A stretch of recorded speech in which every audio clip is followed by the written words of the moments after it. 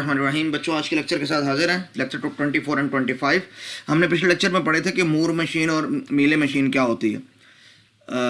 आज भी उन्हीं के बारे में कुछ मज़ीद एक बहस होगी कि इक्विवेलेंट मशीन्स क्या होती हैं। तो चलिए इस बहस को शुरू करते हैं। इक्विवेलेंट मशीन का मतलब दो ऐसी मशीन्स हैं जिनका बिहेवियर सेम है, जो एक ही अगर ये सिंपल ऑटोमेटा की बात करें तो एक ही लैंग्वेज को रिकॉग्नाइज करते हैं, और अगर यहाँ बात करें तो एक ही इनपुट स्ट्रिंग के ऊपर मूर और मीले मशीन की अगर हम बात करें तो एक ही तरह का आउटपुट स्ट्रिंग जनरेट करती हैं। तो two machines are said to be equivalent if they print the same output string when the same input string is run on them.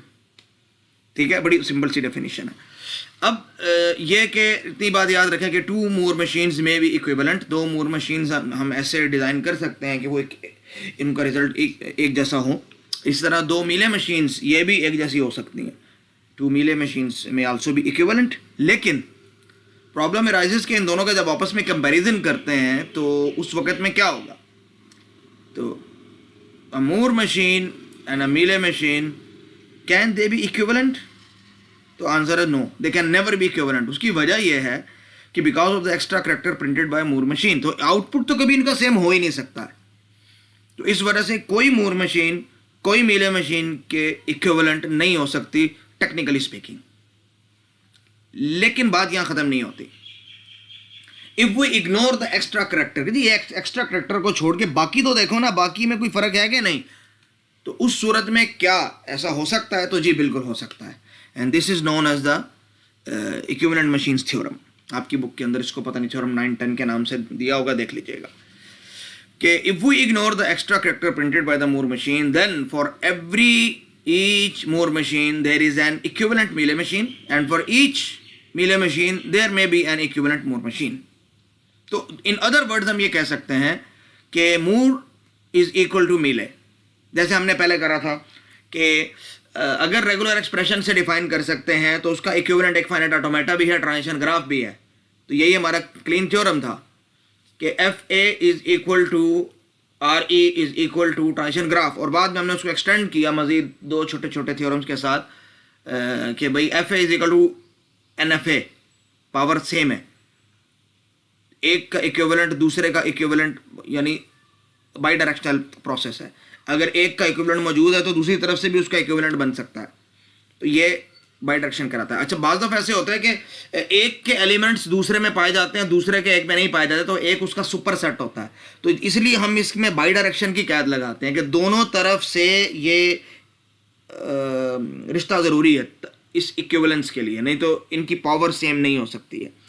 ठीक है, तो और फिर बाद में जब हमने एन एफ एम टी की बात की तो हमने कहा कि N F M T are same, तो हमने उस बात को आगे लेके चले। अब यहाँ पर हम आ गए कि मूर इज इक्वल टू मीले, लेकिन keeping in mind that we are going to ignore the extra first character that is been printed by Moore machine. अब हम इसको दो तरीकों से करेंगे, प्रूफ करेंगे, और हम कंस्ट्रक्टिव मेथड्स देंगे इसके प्रूफ के लिए। हम बना के दिखा देंगे, ये देखें यही प्रोसीजर है, कुछ भी फॉलो, कोई भी एग्जाम्पल हो, इन प्रोसीजर्स को फॉलो करें, चीज़ बन जाएगी, क्योंकि हम बड़ी बेसिक से शुरू कर रहे हैं। और इसके लिए हम दो तरीकों को इस्तेमाल करेंगे, मूर और मीले मशीन के ग्राफ के ज़रिए भी इनको करेंगे प्रूफ, और टेबल के ज़रिए भी। तो यानी असल में हम इनकी एक एग्जांपल सॉल्व करके देखेंगे भी, दूसरे लफ्ज़ों में हम ये कह सकते हैं। तो for each Moore machine there is an equivalent Mealy machine, ये पार्ट 1 है थ्योरम का, और सेकंड पार्ट है for each Mealy machine there is an equivalent Moore machine. तो हम पहले पार्ट 1 को देखते हैं कि for each Moore machine there is an equivalent Mealy machine. तो the proof of this part is very simple, बड़ा सिंपल सा इसका प्रूफ है। ठीक है, हमें पता है कि मूर के अंदर क्या होता है, स्टेट्स के अंदर आउटपुट लिखा होता है स्टेट के नाम के साथ, ऑब्लिक के साथ, स्लैश सिंबल के साथ, और मीले मशीन के अंदर एजेस के ऊपर इनपुट स्लैश आउटपुट, इस फॉर्म में इसके एजेस होते हैं।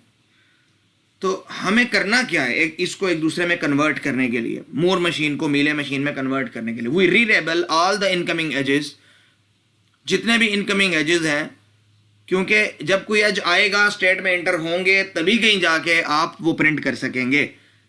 तो जो इनकमिंग एज है उसके ऊपर अगर हम स्टेट का लेबल लिख दें तो हमारा काम चल जाएगा। तो we रीलेबल all the incoming edges, such as if they were previously labeled as ABC, now let them now be labeled as A/T, B/T, C/T, and T is the output character that is written inside the circle along with the state name. ये काम आपने कर दिया. अब जब सारे के सारे आउटपुट लेटर्स को आपने एजेस पे लिख दिया है, तो स्टेट के अंदर जो लिखे हुए थे इन सबको इरेज कर दें. यानी स्टेट का नाम रहेगा, आउटपुट लेबल नहीं रहेगा. आउटपुट का लेबल तो वैसे भी हमने एजेस के ऊपर शिफ्ट कर दिया. And do both of these steps for all the states. बहुत सिंपल है. उसका बेसिक ये है, ये देखें, ये मूर मशीन है. इसमें स्टेट के अंदर जो आपका आउटपुट करेक्टर है टी, सपोज वो लिखा हुआ है, तो एजेस उसके ऊपर आ रहे हैं ABC इनकमिंग एजेस. तो हमने क्या किया कि इस सिंबल को इनके साथ शिफ्ट कर दिया और यहाँ से रिमूव कर दिया. तो A/T, B/T और B/T हो गया जिस तरह यहाँ पे, और अंदर से T को रिमूव कर दिया. तो बहुत सिंपल है, बिल्कुल ईजी चीज़. एग्जाम्पल देख लें इसकी. एक एग्जाम्पल दी हुई है, इट्स अ मूर मशीन. इसका कोई इनकमिंग एज नहीं है, तो इसका जब कोई इनकमिंग एज नहीं है तो इसका जीरो कहीं भी शिफ्ट नहीं होगा, वैसे ही ख़त्म हो जाएगा. बात ख़त्म हो गई. इसका एक इनकमिंग एज था ये वाला, तो ये 1 उस पे शिफ्ट हो जाएगा, यहाँ पे शिफ्ट हो गया. ठीक है. इसके कितने इनकमिंग एज है? 1 2 3. तो 0 इधर भी शिफ्ट हो जाएगा, इधर भी. यहाँ इस डायग्राम में आप देख सकते हैं यहाँ से हट जाएगा. और एट द एंड ये जो 3 एजेस हैं, एक लूप और ये 2 एजेस इनकमिंग A B, और ये A और B, असल में ये 1 2 3 और 4 है, कॉमा के साथ है ना. तो हर एक के साथ अलग अलग लिखेंगे हम. 1, B/1 नहीं, A/1, B/1, और इधर भी A/1 और B/1. तो बहुत ईजी. इसमें शुरू वाला जो है अल्फ़ाबेट वो जो करेक्टर है वो ज़ाया हो गया, क्योंकि उसकी ज़रूरत भी नहीं थी हमें. ठीक है. इनकमिंग एज नहीं था. अगर होता तो हम उसको एजेस के ऊपर लिख देते. हमने सिर्फ प्रोसेस को फॉलो करना है.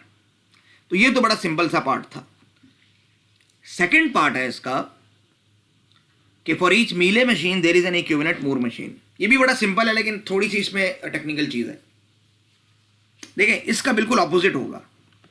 यहाँ क्या था कि जो इनकमिंग एजेस हैं लेबल यहाँ पे कॉपी हो जाता है, और यहाँ पे क्या है, इनकमिंग एजेस का लेबल यहाँ पे कॉपी कर देंगे तो ये रिवर्स वाली मशीन बन जाएगी. बहुत सिंपल लग रहा है, लेकिन कभी कभी ऐसा होता है कि देखिए यहाँ तो लेबल एक ही था, वो यहाँ कॉपी हो गया, लेकिन यहाँ ये जो आउटपुट का लेबल है चेंज हो सकता है, कॉन्फ्लिक्ट आ जाएगा कभी कभी. तो उस चीज़ को हम यहाँ पे हैंडल करेंगे कि if all incoming edges have the same output character, no problem, no worries, shift that output inside that state and you are done. लेकिन when there is a conflict, उस सूरत में देखें, कॉन्फ्लिक्ट की सूरत में हम पहले भी करते आए हैं कि हम स्टेट को स्प्लिट कर देते हैं उसकी ड्यूअल नेचर की वजह से. पहले भी हमने ये इस चीज को स्टडी किया हुआ.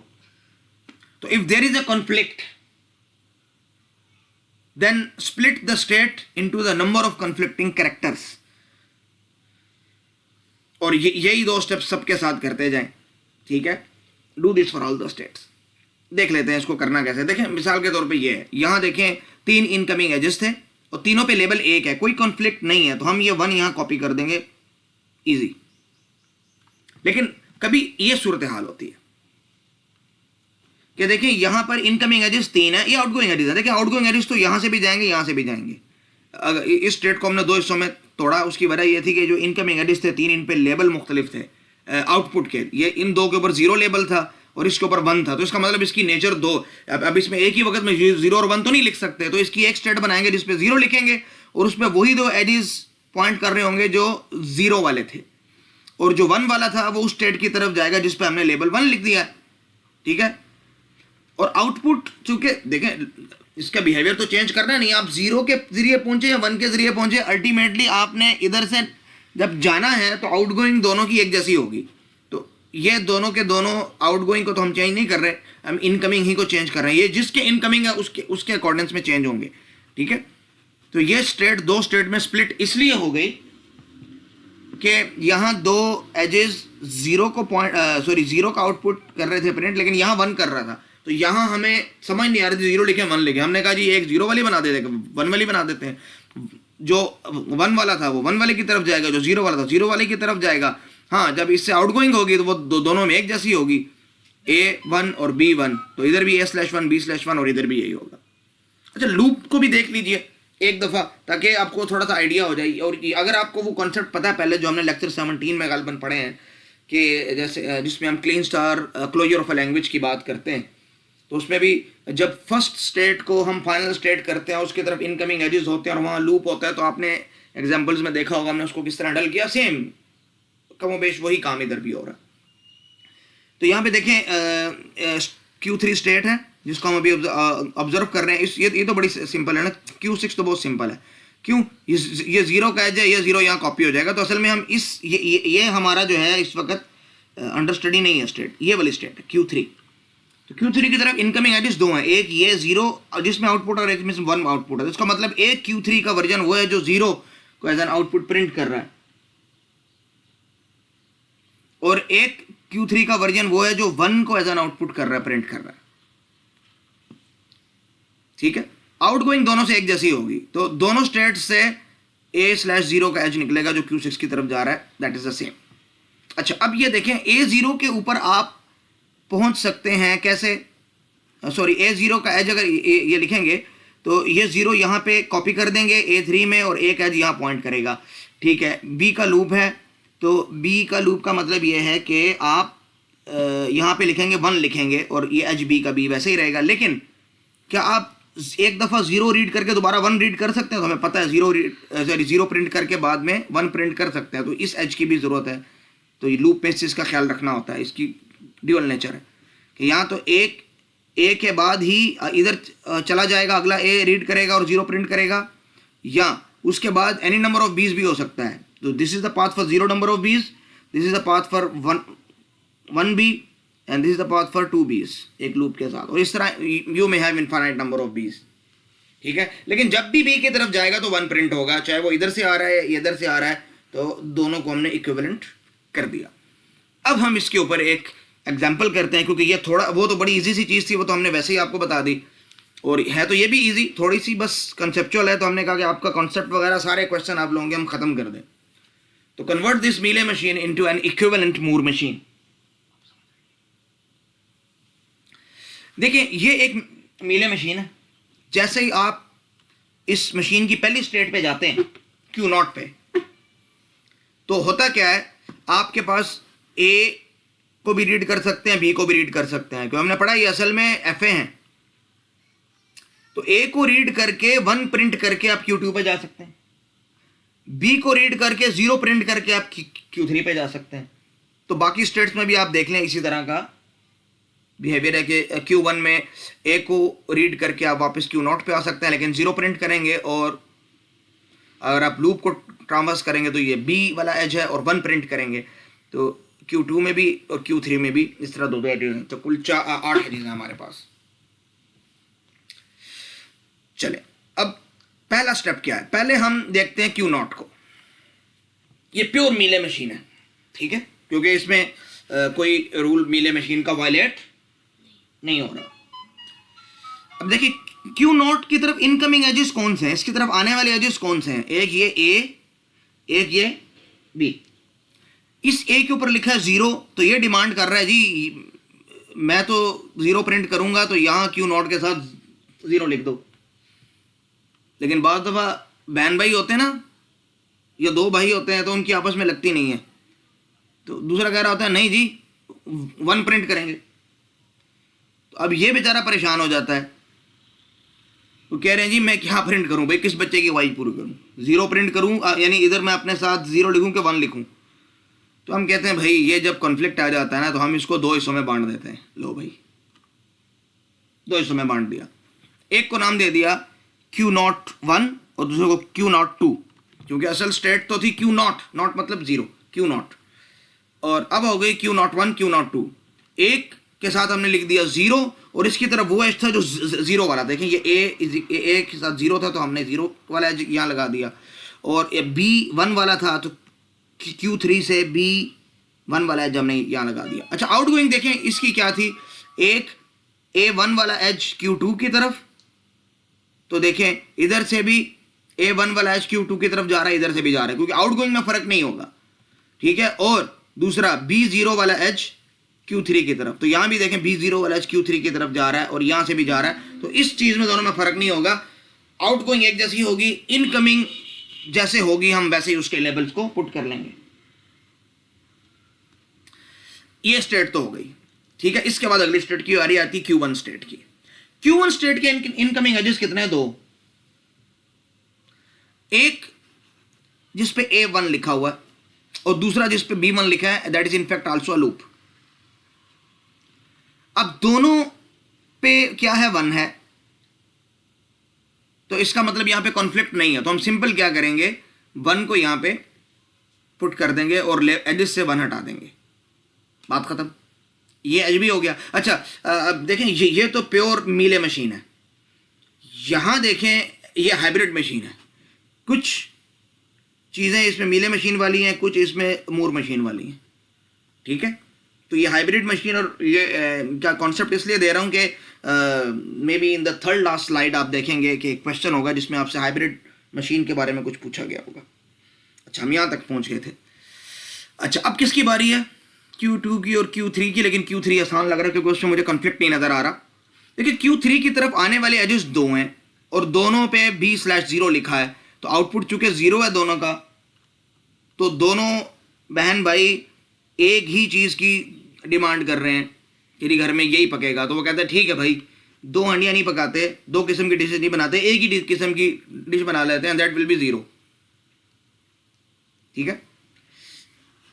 और this is also hybrid machine, क्योंकि 4 स्टेट्स एक तरह की और एक स्टेट और तरह, कुछ एजेस एक तरह का बिहेव कर रहे हैं, कुछ एजेस के साथ आउटपुट है, तो still it is hybrid machine. अच्छा, अब बारी आती Q2 की। Q2 की तरफ इनकमिंग एजेस है 4। एक तो लूप है जिसपे आउटपुट 0 है, एक ये वाला एज जिस पे 0 है, और ये जो 2 एजेस आ रहे हैं इस पे 1 है। तो इसका मतलब 2 हांडियां पकेंगी। ये सिर्फ समझाने के लिए अर्ज कर रहा हूं, 2 डिशेस बनेंगी भाई घर में आज, क्योंकि बच्चों की फरमाइश मुख्तलिफ है, ठीक है। अब क्या Q21 और Q22 के नाम से हम 2 स्टेट बना देते हैं। एक की तरफ वो 2 एजेस होंगे जो 0 की तरफ पॉइंट कर रहे हैं, यानी जिनका आउटपुट 0 था, जैसे ये 2 थे, ये वाला और ये वाला। तो Q3 से एक एज आएगा और एक खुद उसका लूप होगा। तो एक तो खुद उसका लूप है और एक Q3 से एज आया जिसके ऊपर 0 लिखा था, तो हमने इधर 0 लिख दिया। अच्छा, Q1 क्या था? सॉरी, ये जिसका आउटपुट 1 था, ये तो वो था Q0 वाली स्टेट, दोनों Q01 और Q02, तो वो ये वाली है Q01 Q02, दोनों से ए का एज आया और इधर 1 प्रिंट कर दिया। अच्छा, ये दरमियान में ये जो है ये क्या चीज़ है? ये वही है जो मैंने आपको बताया लूप को किस तरह हैंडल करेंगे, क्योंकि आप एक दफ़ा ए रीड करने के बाद बी भी रीड कर सकते हैं, ठीक है ना। तो उसकी वजह से ये वाला एज ज़रूरी है। इस पॉइंट को समझना हो तो इस चीज़ को देख लेना, इस स्लाइड को, स्लाइड नंबर 10 को, ठीक है। गौर से देखोगे बिहेवियर, इंशाल्लाह इसका समझ में आ जाएगा, ठीक है। तो ये हमारे पास अब हाइब्रिड मशीन से दोबारा मूर मशीन बन गई मुकम्मल, ठीक है। प्रोसीजर हमने बता दिया, एग्जैक्टली एक एक चीज़ हमने इसको बता दी। अब इसका सेकंड तरह का सॉल्यूशन, कि इसको किसी और तरह से भी प्रूफ किया जा सकता है कि नहीं प्रूफ किया जा सकता। तो हम कहते हैं हम इसको टेबल्स के जरिए भी प्रूफ कर सकते हैं, क्योंकि डायग्राम तो ऐसी चीज़ है जो आप बार बार चेंज नहीं करोगे, ठीक है। इधर तो मैं स्लाइड्स के ऊपर रन कर देता हूँ, कॉपी के ऊपर तो डायग्राम बहुत दफ़ा ऑपरेट करना बड़ा मुश्किल होता है। हाँ, टेबल्स में आप एंट्री मेंट्री कर लेते हो, जगह काफ़ी होती है, काट के एक वैल्यू, नई वैल्यू, दूसरी तीसरी वैल्यू लिख लेते हो, तो बाज़ दफ़ा टेबल्स आसान लगते हैं। तो जिस तरह की डिमांड हो पेपर में, उसी तरीके से आपको सॉल्व करना। अंडरस्टैंडिंग आपको दोनों मेथड्स की होनी चाहिए, चीज़ एक ही है। तो पहला पार्ट था हमारे पास इस थ्योरम का कि for each Moore machine there is an equivalent Mealy machine. तो प्रूफ तो हमने पहले कहा है कि बड़े सिंपल इसके प्रूफ है, कोई इतनी बहुत ज़्यादा कोई फलसफे नहीं है इसमें।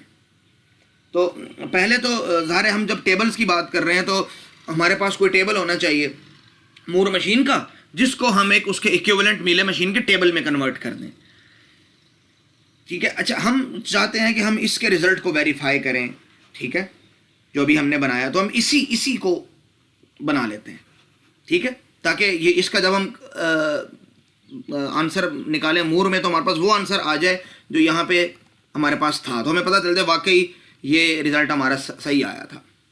तो हम इस डायग्राम का टेबल बना लेते हैं, ठीक है। तो इस डायग्राम का टेबल बनाते हैं, ये टेबल बन गया। टेबल क्या है, बड़ी सिंपल सी बात है कि भाई, अच्छा यहाँ पे एक चीज़ मैं आपको बताना भूल गया कि यहाँ हमने स्टार्ट स्टेट का फैसला कैसे किया। तो क्यू नोट को हमने किया, स्प्लिट किया दो हिस्सों में। तो हमने क्यू नॉट 2 के साथ स्टार्ट का सिंबल लगाया, क्यू नॉट 1 के साथ नहीं लगाया। तो इट मेक्स नो डिफरेंस, क्योंकि दोनों स्टार्ट स्टेट है, दोनों का बिहेवियर सेम है। यहाँ आप किसी के साथ भी स्टार्ट सिंबल लगा सकते हैं, क्योंकि दोनों से ए का एज जाएगा इसी स्टेट पे और दोनों से बी का एज जाएगा इसी स्टेट से, ठीक है। तो जरा बराबर फर्क नहीं है अगर आप यहाँ पे इनपुट एज लगा दें या यहाँ पे लगा दें, लेकिन ऑफ कोर्स एक वक्त में एक में ही लगाएंगे, क्योंकि एफ ए की हमारे पास लिमिटेशन ये है कि इनिशियल स्टेट सिर्फ एक होती है। चलो, तो इन दोनों में से कोई एक भी हो सकती है, तो इट मेक्स नो डिफरेंस, ठीक है। इसमें ज़्यादा आपने परेशान नहीं होना। बाकी जो जो चीज़ें थी हमने सारी लिख ली। देखें, ये यहाँ तक का टेबल तो वही टेबल है जो आप पहले बनाते हैं, सिर्फ आउटपुट है। तो देखें, क्यू नॉट 1 के साथ 0 लिखा था हमने, यहाँ 0 लिख दिया। क्यू नॉट 2 के साथ 1 लिखा था हमने, यहाँ पे 1 लिख दिया। Q1 के साथ 1 लिखा था हमने, यहाँ पे 1 लिख दिया। Q21 के साथ 0 लिखा था हमने, यहाँ 0 लिख दिया। Q22 के साथ 1 लिखा था हमने, यहाँ 1 लिख दिया। और Q3 जो है इसके साथ 0 लिखा था हमने, यहाँ 0 लिख दिया। तो it's very simple to make a table in fact. तो असल में आपको टेबल एज एन इनपुट दिया गया है इस क्वेश्चन के अंदर। तो अब हम देखते हैं इसको आप सॉल्व कैसे करेंगे।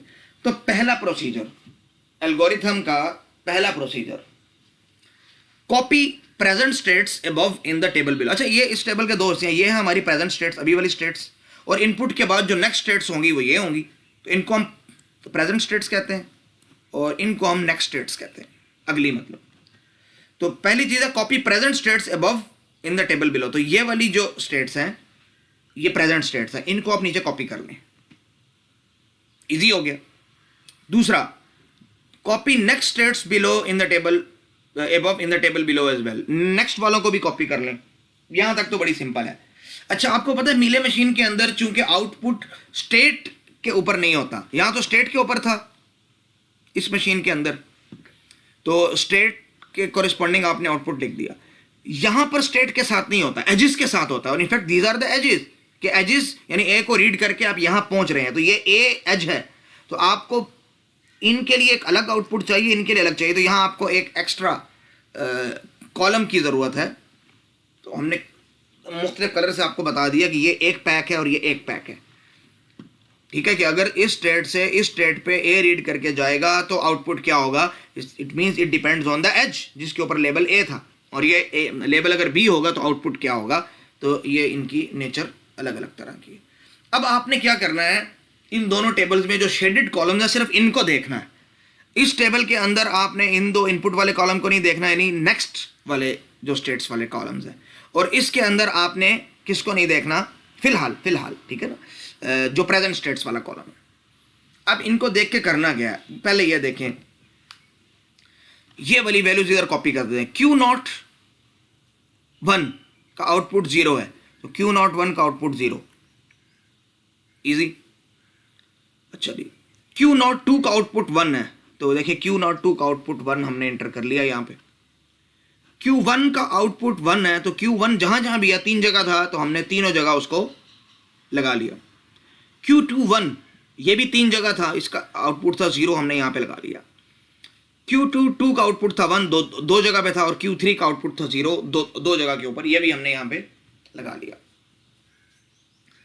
अब बारी आती है कि क्या रह गया कुछ भी नहीं रह गया।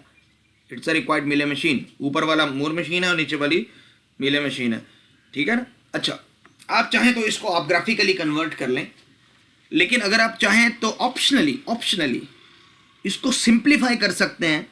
तो आप देखेंगे आपके पास ओरिजिनल मशीन आ गई जो क्वेश्चन के अंदर दी हुई थी पीछे।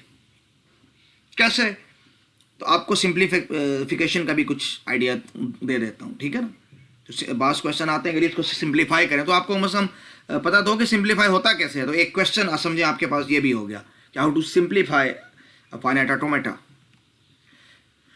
तो पहले तो आपने ये देखना है कि बिहेवियर कौन सी स्टेट्स का सेम है, ठीक है। अब अगर अब देखें यहाँ तो पहले ऊपर मूर था, नीचे मीले मशीन थी, अब हम इधर मूर मशीन को हमने हटा दिया, मीले मशीन रखी हुई है।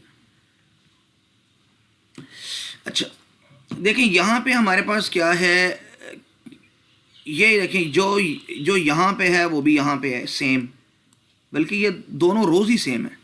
तो इसका मतलब इन दो स्टेट्स का बिहेवियर तो असल में सेम है,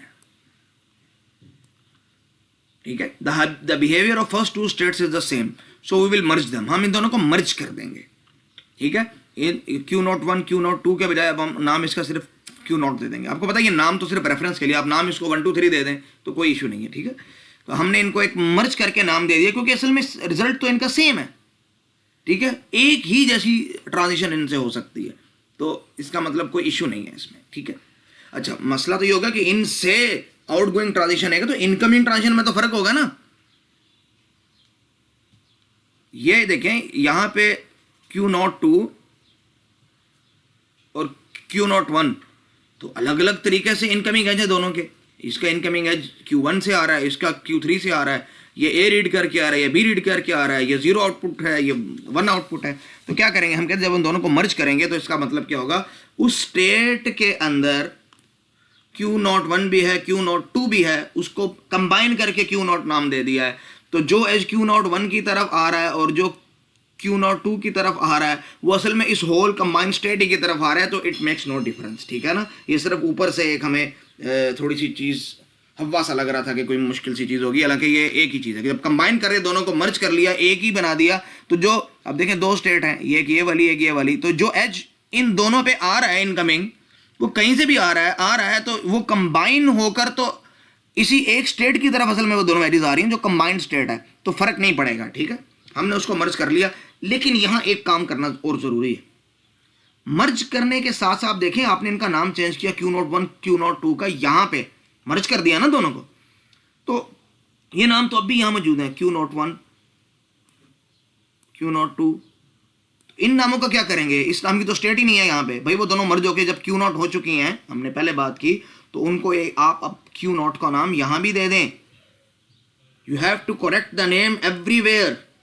हमने यहां भी उसको करेक्ट कर लिया, यहां भी। पहले देखें क्या नाम था, पहले ये था और यहां पे ये था, तो हमने जब यहां पे उनका नाम चेंज किया, इन दोनों को मर्ज करके एक बनाया है, तो वो नाम यहां भी चेंज हो जाएगा और यहां भी चेंज हो जाएगा। तो इस चीज को ध्यान में रखना जरूरी है। सॉरी ये यहां नहीं, ये तो मैंने गलती से बना दिया, यहां पे ये नहीं है, ठीक है जी। इसी तरह ठीक है, Q1 तो सेम थी, उसका बिहेवियर किसी से मिलता जुलता नहीं है। Q21 और Q22 का बिहेवियर सेम है, देखें दोनों बिल्कुल सेम रोज हैं, जर्रा बराबर फर्क नहीं है इनमें, सवाए उनके नाम में। तो हमने कहा उनका नाम है तो कोई मसला नहीं, मिला दो, इसी तरह मर्ज कर दो। और मर्ज करने के बाद जहां जहां भी Q2 होगा, चाहे वो Q21 हो Q22 हो, उसको हमने Q2 का ही नाम दे देना है। तो देखें यहां पे भी हमने चेंज कर ली और यहां पे भी हमने चेंज कर ली। We have to make corrections everywhere. अक्सर यहाँ गलती हो जाती है बच्चों से, तो मेरी कोशिश होती है मैं वो छोटी छोटी गलतियां जो बच्चे कर सकते हैं इंडिकेट कर दूं जहां तक मुझे पता है, ठीक है ना। अच्छा अब आपके पास एक रिजल्टिंग मशीन आ गई, आप इसको ग्राफिकली फॉर्म में बनाएं और देखें ये वही मीले मशीन है जो स्लाइड नंबर 11 थी, जहां से हमने पिछला प्रोसेस शुरू किया था। तो आपने वेरीफाई कर लिया कि असल में सेम है, वो सिंप्लीफिकेशन से आपको पता चला। तो बाद दफा रिजल्ट्स को वेरीफाई करने के लिए सिंप्लीफिकेशन जरूरी होती है, ठीक है। इन दोनों को आप देख सकते हैं, एक ही बिहेवियर है, ठीक है ना। Q0 से इनपुट A है तो Q2 की तरफ जा रहा है, इनपुट A है तो Q2 की तरफ जा रहा है, आउटपुट इसका 1 होगा। और अगर B है तो आउटपुट 0 है, Q3 की तरफ जा रहा है। तो अगर B है आउटपुट 0 है, Q3 की तरफ, तो ये सेम एक ही चीज़ है, आप उसको कन्वर्ट करके देख सकते हैं। अब आ जाती है इसके पार्ट 2 की यूजिंग टेबल्स। तो for each Mealy machine there is an equivalent Moore machine. हमने कहा जी बहुत ज़बरदस्त बात। अब हम दोबारा इस रिजल्ट को इस्तेमाल करेंगे ताकि हमारे पास वो रिजल्ट आ जाए जो इस जगह पे था, सॉरी ये वाला, ये जो रिजल्ट है। तो हम देखते हैं कि वाकई हम उसका रिवर्स प्रोसेस कर सकते हैं कि नहीं। तो अगर हम इसका रिवर्स प्रोसेस, देखिए सिंपल उसका रिवर्स प्रोसेस है, कोई इतनी बड़ी चीज़ नहीं है, ठीक है। तो we use the table on the previous slide, that is slide number 41। इसी डायग्राम, इसी टेबल को हम इस्तेमाल करेंगे। अब हम देखते हैं इसमें स्टेप्स क्या करने हैं, एल्गोरिथम हमें क्या कह रहा है। तो पहली चीज तो ये कि इसी टेबल, देखिए हम नया टेबल नहीं बना रहे, हम फिलहाल इसी टेबल के अंदर चेंजेस कर रहे हैं। नया टेबल हम बाद में बनाएंगे। उसके अंदर, इसके पार्ट 1 के अंदर इस प्रूफ में हमने क्या किया था कि हमने उसी वक्त नया टेबल बना लिया था और ऊपर देख के पिछले टेबल से नए टेबल में एंट्रीज कर रहे थे। यहाँ पहले हम इसी टेबल को अल्टर करेंगे और उसके बाद नया टेबल बनाएंगे। ये फर्क है थोड़ा। तो look for the next state and the output columns above. ठीक है, अब आपको ये हिस्सा देखना है, नेक्स्ट स्टेट्स और आउटपुट कॉलम, ये हिस्सा देखना है, इनको नहीं देखना फिलहाल। ठीक है, देखिए आप बारी बारी सब स्टेट्स की आप बात करते हैं, Q0 की भी, Q1, Q2, Q3। तो पहले हम Q0 की बात करते हैं। Q0 को अगर हमने देखा इसका आउटपुट 0 है और यहां देखा इसका आउटपुट 1 है, तो इसका मतलब Q0 का आउटपुट में कॉन्फ्लिक्ट है। जब कॉन्फ्लिक्ट है हम इसको दो स्टेट्स बना देते हैं, एक वो जिसका आउटपुट 0 है तो हम उसको Q0 0 का नाम दे देते हैं, और एक वो जिसका आउटपुट 1 है उसको Q0 1 का नाम दे देते हैं। तो Q0 0, Q0 1, दो स्टेट्स बन गई। अच्छा, ऑफ कोर्स उनका नाम यहाँ भी चेंज करना पड़ेगा जहाँ जहाँ था, और वो पता कैसे चलेगा, it will be with respect to the output. देखें ये Q0 वाली वो स्टेट थी, अगर पिछली डायग्राम में जाऊँ, जिसका आउटपुट 0 है, तो इनफैक्ट दिस इज Q0 0, और ये Q0 की वो यानी कि ट्रांजिशन थी जिसमें आउटपुट 1 है, तो इट इज इनफैक्ट Q0 1, तो हमने यही नाम इनको दे दिया। तो name will change with respect to the output. बड़ा सिंपल सा रूल है। ये तो हो गया Q0 की बात। अब आगे आता है Q1, दिस इज Q1। तो Q1 को अगर हमने देखा तो देखें जी 1 है और 1 है, तो इसके आउटपुट में कॉन्फ्लिक्ट है ही नहीं, तो अल्लाह अल्लाह खैर सल्ला। अच्छा, यहाँ एक चीज़ मैं बताना भूल गया, जब हमने इसको स्प्लिट किया Q0 को, तो इन दोनों में से किसी एक स्टेट को भी आप फर्स्ट स्टेट कह सकते हैं, इनिशियल स्टेट कह सकते हैं। It will make no difference, it will make no difference. ये हमने पहले भी बात की है कि इन दोनों में से किसी एक को भी आप माइनस स्टेट कह सकते हैं। ठीक है, क्योंकि दोनों का बिहेवियर आप देख सकते हैं एक जैसा है। अच्छा जी, तो Q1 में कोई कॉन्फ्लिक्ट ही नहीं है, कोई चेंज नहीं होगा, लेकिन Q2 के अंदर कॉन्फ्लिक्ट है। Q2 के 2 दफ़ा इसका आउटपुट 1 आ रहा है और 2 दफ़ा इसका 0 आ रहा है, तो हम कहते हैं ठीक है, हम क्या बना देंगे इसको Q2 0 और Q2 1। तो ये क्या बन जाएगा, ये डायग्राम कुछ इस तरह बन जाएगी। इस स्टेट को, Q2 वाली स्टेट को आप स्प्लिट कर देंगे दो हिस्सों में, ये स्प्लिट कर दिया। तो एक है Q2 0 और दूसरी है Q2 1। अब देखें, ये Q2 1 होना चाहिए, 0 होना चाहिए, 1 आउटपुट तो 1 होना चाहिए, ये भी Q2 1 होना चाहिए, यहाँ ये Q2 0 होना चाहिए। तो हम इनके नाम अकॉर्डिंगली चेंज कर देंगे। We will make changes everywhere ताकि रिजल्ट हमारे कंसिस्टेंट रह जाए with respect to the output. तो यहाँ भी Q2 था तो हमने उसको भी Q2 0 कर दिया, क्योंकि ये 0 था, टोटल इन जगहों पे था। अच्छा, अब आगे आ जाते हैं Q3। There is no conflict for Q3, so nothing to do. आपके पास एक, हमने जो अल्ट्रेशन करनी थी इस मशीन के अंदर वो हमने कर दी। अब इन अल्ट्रेशन के बाद हम अगला प्रोसेस शुरू करते हैं कि ये टेबल जो हमारे पास एज एन आउटपुट आया उसको अब हमने ऊपर लिख लिया। अब हम नया टेबल बना रहे हैं जिसके अंदर हमने एक्स्ट्रा कॉलम रिमूव कर दिया, क्योंकि अब हमने आउटपुट हर एज का नहीं देना, ए वाले एजेस के लिए, बी वाले एजेस के लिए नहीं। अब ये आउटपुट स्टेट के कॉरिस्पॉन्डिंग है, क्योंकि अब ये आउटपुट स्टेट के अंदर लिखा जाना है, तो इस वजह से हमने ये कॉलम हटा दिया। पहला स्टेप तो वही कि जी जो स्टेट्स के नाम है वो तो वही रहेंगे, वो तो हमने कॉपी कर दिए, कोई इशू नहीं। अगला स्टेप, इनपुट के जो कॉलम्स हैं उनको कॉपी कर लें। एक इनपुट का कॉलम ये है और दूसरा ये है, इनको नीचे कॉपी कर लिया हमने। बात रहेगी आउटपुट की। आउटपुट का क्या देखना है, इन कॉलम्स को देखना है। यहां पे अब हमें इसको नहीं देखना, और यहां पे अभी हमें इस फिलहाल इसको देखने की जरूरत नहीं है। हम बारी बारी इन सब स्टेट्स को देखते जाएंगे और उसकी वैल्यूज को एंटर करते जाएंगे। पहले है Q0 यानी Q0 0। तो Q0 0 के ऊपर में वैल्यू एक ही है पूरी, 1 2 3 4 5 6 और 6 12 एंट्रीज में।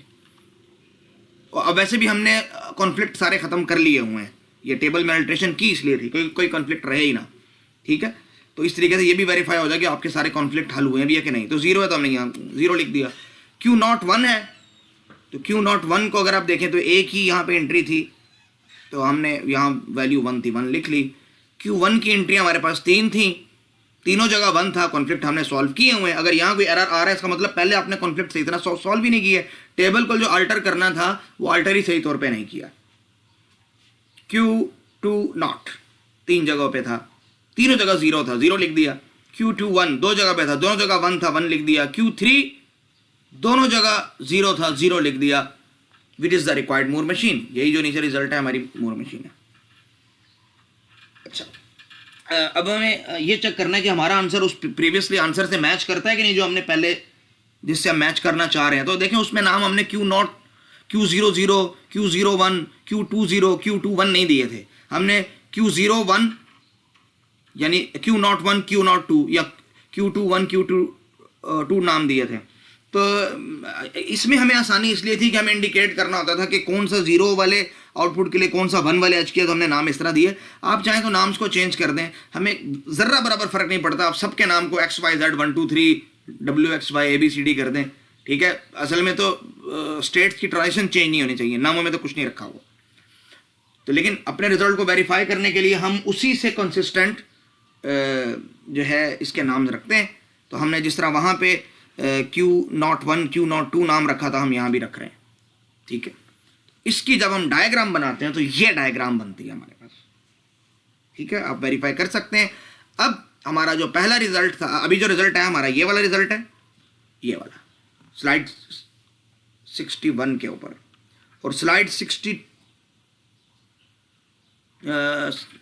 नंबर 20 के ऊपर जो हमारा रिजल्ट था वो ये वाला था, ठीक है। तो दोनों रिजल्ट देखें सेम है, और यह पहले हमने बात की है कि इन Q0 वाली 2 स्टेट्स में से किसी एक को भी अगर हम इनिशियल स्टेट कह दें तो फ़र्क नहीं पड़ता। तो ये इस लोकेशन से परेशान ना होइएगा। You can see that both the results are same, it is because any of the states between Q01 and Q02 can be declared the initial state, so do not get confused by different location of the arrow symbol. ये arrow symbol भी आपको पता है कि minus के बजाय हम arrow symbol भी इस्तेमाल कर सकते हैं, ठीक है, इनिशियल स्टेट को बताने के लिए। ये हमने बहुत पहले बात की थी।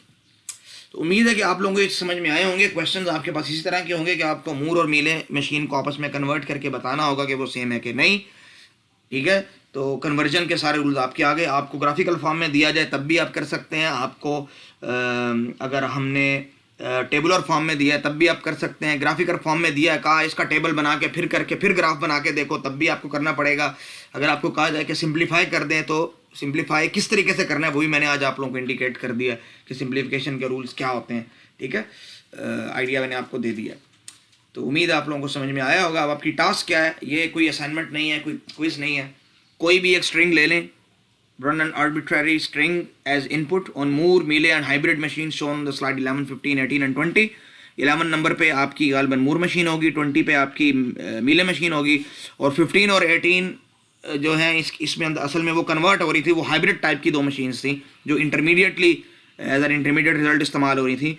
तो हम इसके रिजल्ट पे कमेंट करें आप, और जो मूर मशीन में इनिशियल एक्स्ट्रा करैक्टर होता है उसको इग्नोर करके जो बाकी रिजल्ट है उसको आप देखें कि क्या हमें इतना तो पता है कि मीले मशीन और मूर मशीन का रिजल्ट सेम आएगा, तो जो दरमियान में हाइब्रिड मशीन थी उनका रिजल्ट भी सेम आएगा कि नहीं आएगा। तो ये एक एक्स्ट्रा इन्फॉर्मेशन होगी जो आप लोगों को उससे पता चलेगी। रीडिंग असाइनमेंट के तौर पे पेज नंबर 163 से 169 तक पढ़ लीजिएगा। यही चीज़ें हैं जो मैंने बयान की हैं। अब मेरी कोशिश तो ये होती है कि बुक के अंदर जो चीज़ है वो पूरी तरह से आपको जो है ना स्लाइड्स के जरिए ख़त्म करवा दूँ। इसमें काफ़ी टाइम लगता है स्लाइड्स बनाने में, लेकिन फिर भी अगर कोई इशू हो किसी भी बच्चे को तो I am available any time 24/7। WhatsApp के ऊपर क्वेश्चन ग्रुप के अंदर पूछें ताकि सबको फ़ायदा हो, और मुझे कल को अगर मुझसे पूछते हैं कि जी आपने स्टूडेंट को आंसर कहाँ दिए हैं तो मैं उनको बता सकूँ जी मैंने स्टूडेंट्स को वक्त दिया है क्वेश्चन आंसर्स के लिए। ठीक है बच्चों, अपना ख्याल रखिएगा और अल्लाह ताला आप सबकी हिफाजत फरमाए। दुआ करेंगे पेंडेमिक जो है जल्दी ख़त्म हो जाए, ताकि असल में हमें तो मज़ा आ रहा होगा कि मैं अपने यहाँ बच्चों के साथ हूँ, घर वालों के साथ हूँ, फैमिली के साथ हूँ, आप लोग अपने अपने घरों में बैठे होंगे, लेकिन इश्यूज़ इससे बढ़कर हैं हमारे पास। ख़ास तौर पे वो तबका जो बेचारा लॉकडाउन की वजह से अपनी नौकरियों पे नहीं जा रहा, जिनकी नौकरियां चली गई, या वो बेचारे जो बिल्कुल बेरोज़गार होके बैठे हुए हैं, मज़दूर तबका हो गया, तो उन बेचारों के ऊपर जो गुज़र रही है, और सिर्फ हमारे मुल्क में नहीं पूरी दुनिया में जो गुज़र रही है, तो ये एक बहुत बहुत वर्स्ट किस्म की सिचुएशन है। और अल्लाह ताला इससे हमें बचाएं, जल्दी हमें अल्लाह ताला इससे निकाल दें। दुआओं का अहतमाम भी करें, और अपना इर्द गिर्द जो गरीब हों, आपकी फ़ैमिली में ख़ास तौर पे अपने रिश्तेदारों का हक़ बड़ा ज़्यादा होता है, उनमें जो गरीब हैं रिश्तेदारों के ऊपर सदका करने का अजर औरों से ज़्यादा है, इस तरह पड़ोसियों के ऊपर सदका करने का अजर। तो आपके इर्द गिर्द में अगर कोई गरीब हैं, कोई बेवा है, कोई मुतल्लका है बेचारी, या अगर कोई सफ़ेद पोश लोग हैं जो किसी से मांगते नहीं, लेकिन उनकी हालत बहुत ख़राब है, तो इस अंदाज से उनको दो कि खालिस अल्लाह के लिए, कि उनको पता भी ना चले उनको किसने दिया, और उनको दे भी दिया हो किसी ने, उनकी इज़्ज़त नफ्स पे भी कोई हर्ज ना आए। तो ख्याल रखना बेटा, ठीक है, अपना भी और सबका। अल्लाह हाफिज़।